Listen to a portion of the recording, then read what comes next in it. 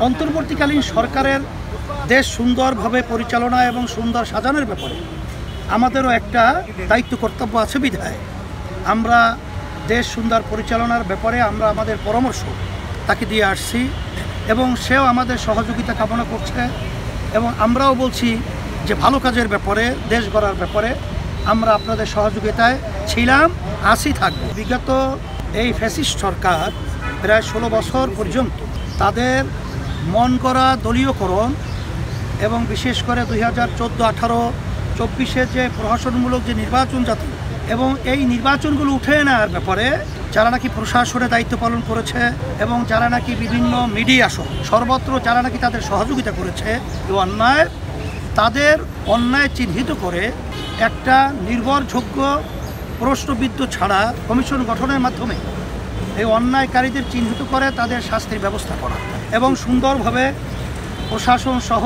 আইন শৃঙ্খলা রক্ষা বাহিনী সহ সর্বত্র দেশ সুন্দর পরিচালনার ব্যাপারে সেখানে ঢেলে সাজানোর ব্যাপারে আমরা তাদেরকে পরামর্শ দিয়েছি। এই সব জায়গাগুলো সুন্দর স্বচ্ছ একটা পরিবেশ তৈরি না হওয়া পর্যন্ত আসলে নির্বাচন যখন দেওয়া হবে তখন আবার ওই আগের সেই ধারাটাই বাস্তবায়নের ক্ষেত্র তৈরি হতে পারে বিধায় আমরা বলেছি যে খুব শীঘ্র আপনারা এই সব জায়গাগুলো সুন্দর পরিবেশ তৈরি করার মাধ্যমে বিশেষ করে বাংলাদেশের আজকে 53 বছর স্বাধীনতার বয়সে যে পদ্ধতিতে নির্বাচন হইতেছে আসলে এখানে দেখা যায় কালো টাকার দৌরত্ব এবং যেটাকে বলা হয় দলীয়করণ এই বেশি শক্তির মাধ্যমে আসলে মূলত যারা নাকি যোগ্য দেশ পরিচালনার এবং যাদের দেশের প্রেম রয়েছে এই ধরনের লোকগুলো অনেক ক্ষেত্রে দেশ পরিচালনার দায়িত্ব পায় না। সেক্ষেত্রে আমরা পিয়ার সিস্টেম যে নির্বাচন যেটা সব শাখার সব ধরনের সব মন মানসিকতার লোক এখানে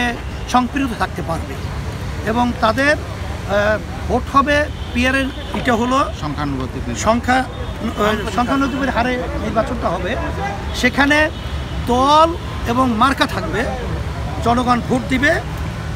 এবং সেখানে যেই দল যেভাবে ভোট পাবে সেই অনুযায়ী তাদের প্রতিনিধি সেখানে আপনার পার্লামেন্টে থাকবে,